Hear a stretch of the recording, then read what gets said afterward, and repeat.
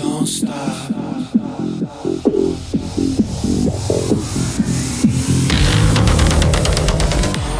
Hi, today I have another interesting guest I want you to listen to because she has a phenomenal story. I get a lot of requests for guests, and I turn probably 75% of them down because there's a certain person or certain type of people that I would like to have on my show, that people that have really interesting lives or stories, or that are survivors, or that is offering something positive in the world, or they're telling something interesting, or they're an interesting person, whether they're a psychic or they're doing past life regression, or they're working with people that are in the LGBTQ plus community, helping with mental health. I like people that have a connection to me. And everyone that's been on my podcast so far, I have picked because I find them interesting. And I hope you have found them interesting too. And my guest that I have today's name is Patricia, and she's written 3 books. And I'll tell you why I think she's so interesting. She and her wife, she was from the United States and her wife was from the UK. And they were together, but back in the early 2000s, they couldn't come together and live together and immigrate to either country as same-sex couples. It wasn't available then. So imagine you have to make a decision like, okay, well, I love this person, but I can't live in their country and they can't live in my country. So what do we do? So they ended up going to Canada. And, the world's a little different now where they're married and they could live in the UK because same-sex marriage is legal in the UK and it's legal in the United States as of now. But she has such a heartwarming story. I loved interviewing her. She was such a nice lady on top of that. And I hope you enjoy her story. She's got 3 books out. I will put the 3 books in the description of this video or podcast. But I really hope you enjoy your story as much as I enjoyed interviewing her. So thanks so much for listening. Hi, thanks for joining me on the Everything and Anything and a Bit Gay podcast. Today I have Patricia Grayhall, who is an MD and an author, and I'm really excited to have her on our show today to talk about some of her real life experiences and her books that she's written. She has 3 books that are currently out. The first one was called Making the Rounds. Her second one was called Golden Years, Silver Linings. And her latest book that just came out this month is called A Place for Us. So welcome to the show, Patricia. Thank you. So I was so intrigued whenever I seen information about you because you are a female doctor that has gone through some challenges of trying to find a place for you and your partner to actually live because of immigration issues. Is that correct? Yes, and my latest book was inspired by our real life experience trying to find a country in which we could live together legally in 2003. Neither of us could live together in our home countries at that time because the countries didn't recognize us as a couple for immigration. Wow. And but we could potentially live in Canada together legally because in 2002, Canada changed their law to recognize same-sex couples for immigration. However, you had to prove that you had lived together as conjugal partners for at least a year. Okay. We couldn't do that in our home countries, so it was a catch-22. And where is your partner from? From the UK. And were you surprised whenever you started looking into this? I feel like the UK is was more accepting of gay people being together and gay marriage and stuff more than the US was. And so were you surprised? Well, yes. But still, despite that, the immigration laws hadn't changed to recognize same-sex couples. Yeah. For immigration. And most of the book, lots of the book is based on that real life experience, although it is fiction and yeah. Lots of other parts of the book are completely fictional. Yeah. How did you go from being an MD to being an author? How did that switch happen? Well, it happened in 2019. I was downsizing with my partner, and we were going through boxes and boxes. I found these old journals I hadn't looked at in 40 years. And I was about to toss them into the burn barrel, and I realized I should at least look through them. Yeah. And when I did, I thought, wow, a lot of this is part of our history as women and queer people. And I thought, it should see the light of day. So I took courses in memoir writing and in the craft of just writing in general, and took a 6-month memoir writing course and had a mentor during that time who happened to also be a publisher. Yeah. And invited me to publish the book, Making the Rounds, which really, it covers the period of my 20s. And it's, I should say that writing a memoir is like walking naked into the world. Yeah. But did you hold back with anything, or did you kind of let it all out there? No, I really, because it was covered a period during my 20s and my medical trainings, it was almost like writing about someone else, because it was 50 years ago. So it allowed me to be brutally honest. And I think when you tell the truth, that's how you relate to readers. Yeah. Because they can tell if you're not. So, and that book got a lot of awards. It got starred Kirkus Review and their best 100 indie books of 2022. But really what warmed my heart was the feedback that I got from readers who said that they saw themselves to some extent in my story, and they felt validated and less alone. Also, I got feedback that said, okay, so what's next? Where's the sequel?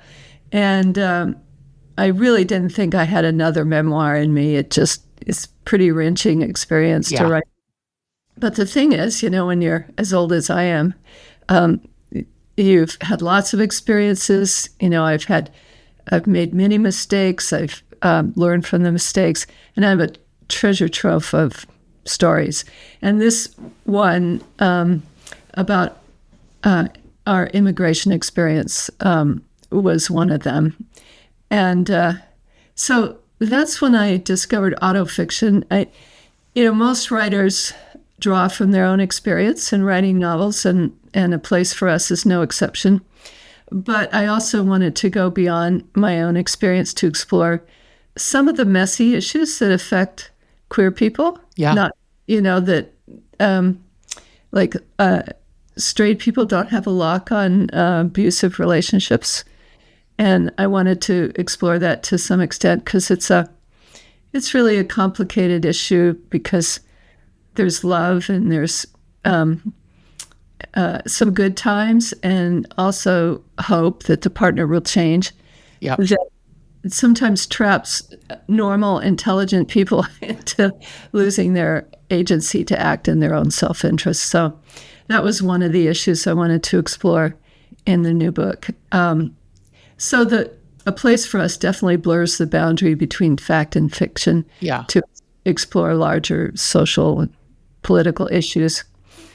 Did you ever think that we would have this many rights 50 years ago? Oh, never. I mean, I just never thought in my lifetime that I would be able to legally marry my partner. Yeah. And like the book, A Place for Us, we've had a happy ending. We did end up immigrating to Canada and living together, and we've been together 22 years. So, wow. And legally married in Canada. I just didn't think it was ever possible. And how did you meet? Well, we first met in a London pub in 1981. And that's where actually the book begins. The meeting part was quite closely followed our actual experience. And then, because of, and I should back up to say the characters in the book are not me and not my partner. They're, temperamentally a bit different. I would say to apply a verb to each of them, like Jo is an environmental attorney and her verb is to protect. Okay. And Lauren is a spirited, adventure-seeking British woman whose verb is to risk. Okay. So, yeah, the first part of the book follows our meeting pretty closely. Yeah. And then as you were writing this book, were you writing this by your partner? What is her name, by the way, just so I don't keep calling her your... Linda. Linda. Were you writing this by Linda as you were writing this, or did she just read it at the end? And was there any parts where she's like, nope, don't include that? Or was she open to it all? As I said, I didn't really want to write another memoir for privacy reasons. The closer you get to current times, the more privacy becomes a concern. Yeah. So, yes, I did run it by her, and there were parts that she wanted excluded. But, it is, again, it is fiction and blurs the lines enough that she was comfortable. Okay, that's great. Are you happy in Canada now? And would you ever want to come back to the United States, or would you ever want to go to the UK? Well, I don't want to go to the UK. I have loved my experience visiting there. Yeah. But it's not my home. Yeah. And Canada is a bit closer to home. In fact, I do still split my time actually between the US and Canada. I've lived in Seattle since 1984, and I have many friends here, and I don't want to abandon them. Yeah. Especially in these dark times. Yeah. I do go back and forth between the two countries. Although I have to say I'm very happy in Canada. I love my community, and we have good friends. My partner is totally committed to living in Canada. So. Yeah. What's the secret for being together for 22 years? Oh gosh, I don't know. I guess it's compromise. Yeah. Picking your issues, go to the mat on. Yeah. Me and my partner have been together for 26 years, and we have friends that ask that question to us, and I'm just like, you just got to know when to give in sometimes. Like not everything you don't have to win everything. So yeah, that's for sure. And walk a little bit more through the book for our listeners, just to kind of, and without giving it away, so they'll read it. But you met in London, and does it kind of walk through this kind of fictional relationship? So the two protagonists, Jo, the environmental attorney, she's ambitious, and Lauren, they meet in a pub in 1981. And they have an instant attraction, but their romance is cut short by Jo's ambition and immigration barriers, and it just isn't feasible in 1981. So they keep in touch by letter and an occasional phone call, but they don't see each other until Lauren's partner insists that they visit San Francisco, where Jo lives, and stay with her to save on hotel costs. Okay. And Jo has a partner at that time as well. But both of them are mired in unsatisfying, fairly unhappy relationships with their current partners. So once again, they find themselves yearning for each other. Yeah. But they have to really confront not only their, existing commitments, but also their issues of what allowed them to be in these relationships to begin with. Yeah. And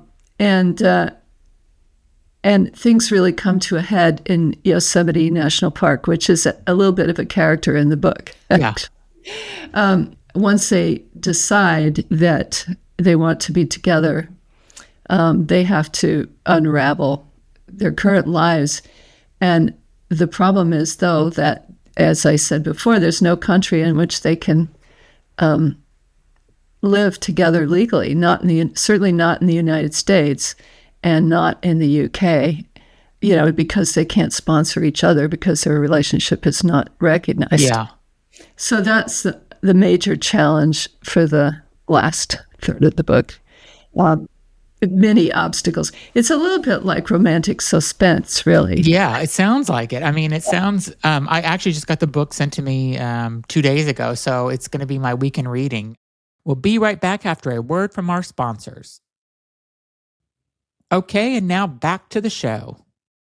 I think it's so interesting during this time of where we are in the United States with all these, I don't want to get too political with things, but where we are in this country with the immigration issues that we're having. Also, I'm still not convinced that they're going to just stop at all these trans issues that they're bringing up. I feel like at some point they are going to go for same-sex marriage again, just like they did, for abortion rights and stuff. So I don't know. It's funny you live in Canada because we're in Boston, and that is kind of our escape plan if we ever need to get out. And well, you should do it while you're young because, they have various programs for immigration, but the federal skilled workers one is probably one of the more common, and points are given for age and taken away for age over whatever it is now, maybe 35. Okay. Yeah. Anyway, I just want to comment on the current situation in the U.S. So in my book, I actually have some resources in the back for people for same-sex couples who are thinking of immigrating to the U.S. I don't know that anybody, how many people want to do that at the moment, but and I expect that there'll probably be greater scrutiny despite, now than there has been. But I also want to say that, I've lived through dark times before. I'm old enough I was admitted to medical school before Title IX guaranteed equal access to education for women. Mm-hmm. And I also, before Roe v. Wade. And I had to hide my sexuality lest I eventually lose my, I survived that by forming allies, people I could trust, and which is what we have to do now. Yeah. And so, and also, both books, I think, both Making the Rounds and A Place for Us, hopefully, offer hope to young people who are, I'm sure, totally shocked at what's happening now. Yeah. Because most of their lives, they've enjoyed certain rights and freedoms that we really didn't have in my youth. And, I just want them to know that that despite adversity, that queer people, have led incredible lives, mm-hmm. We've thrived and have had many accomplishments despite little support from mainstream society. Yeah. So we can do it again. Yeah, and kids or adults are coming out much earlier now. I whenever I was in high school, I grew up in Miami area. There's no way anybody would have come out whenever I was going to high school as coming out as gay or bi or lesbian. Definitely not trans. There was not anything like that back then in my school. But now, I have cousins that have children, and they're junior high and high school. Their kids are coming out or identifying as, fluid and stuff. So it's just, I think it's remarkable, and I really hope that continues to give people hope. Yeah. I hope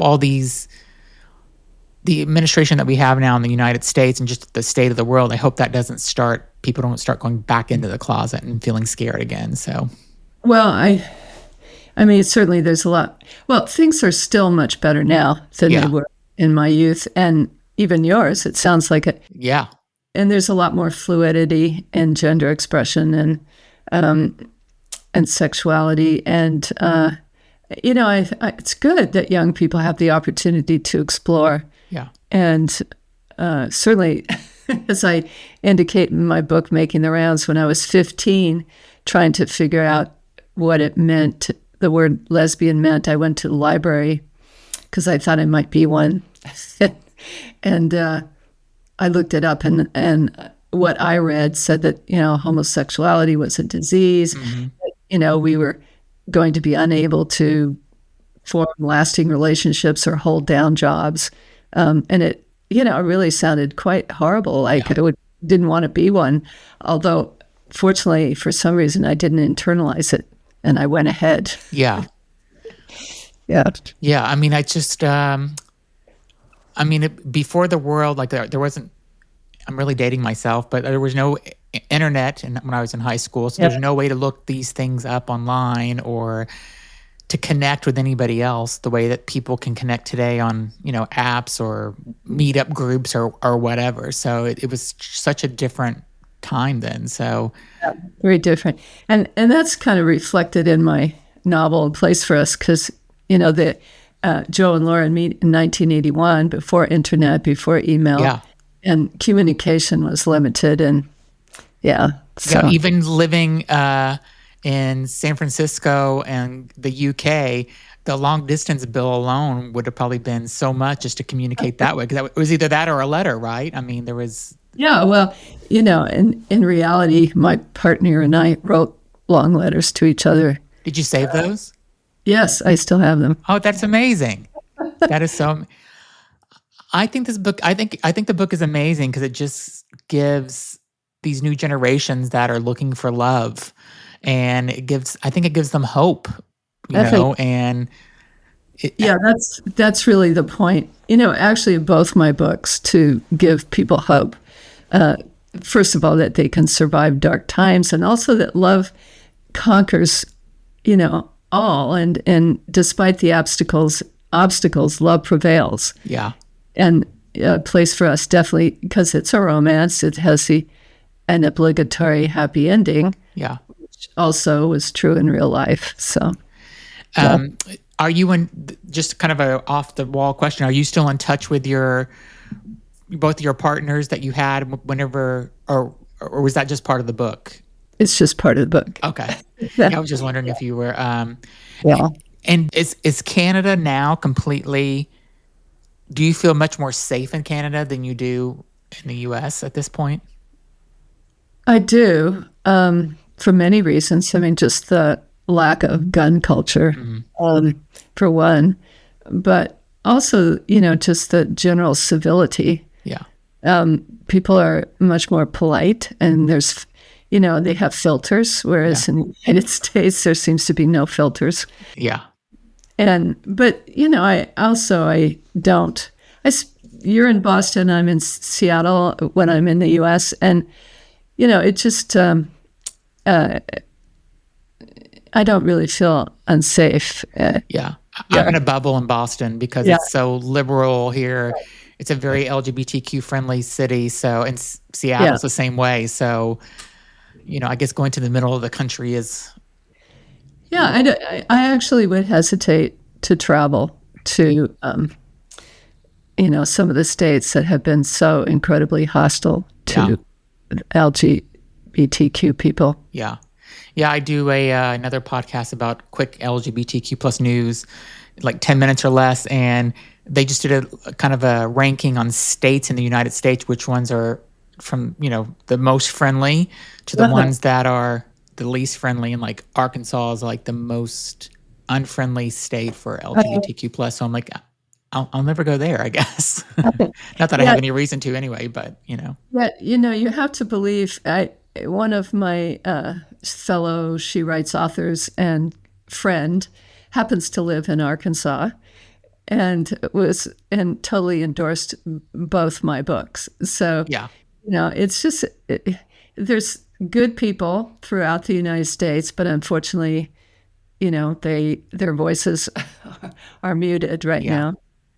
I should say, actually, my cousin lives in Arkansas with her husband and 3 children. So I guess there is a reason for me to go to Arkansas one day because of that. Right. And so, and she's Yeah. very supportive of the LGBTQ people. So Right. I guess I shouldn't throw Arkansas completely under the bus. What is your next plans for, what do you want to do next in the future? Do you have another book in you, do you think? I've actually finished another book. It's a thriller. And this book also has Jo as the environmental attorney, but this time she's up against the environmental crimes of big oil with her friend, a physician who she believes was framed for bank robbery. It draws a little bit on my own life because I had a colleague who was arrested for bank robbery. Oh, and wow. I always wondered, really, did he really do that, or was he framed? Okay. So the title of my book, which is totally fictional, has nothing to do with him, but it's called Framed. It'll probably be out in January. And are you in touch with him still, or is he still? No, I have no idea. Yeah. And his is not my story to tell. Yeah. So, but it was kind of a little bit of the inspiration of this one, although this one doesn't track his experience at all. And besides, it's a woman. Okay. And has becoming an author like really helped you express yourself better moving out of the medical field? Oh, absolutely. I mean, I just feel like I have this whole new career, Yeah. even though I got started just as I was about to turn 70. That's pretty amazing, though. Yeah, but I'm now 75, and I just feel like I'm on a real roll.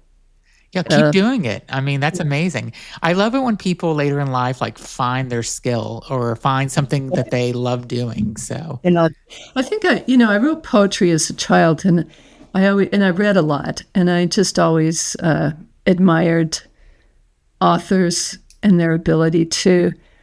I enjoy reading almost more than I do seeing films, just because it triggers my imagination in ways that I find more pleasurable. yeah. But so yeah, I'm just happy to be able to learn the craft. I learn every day. I think each book that I write is better than the last one, and Yeah. so That's awesome.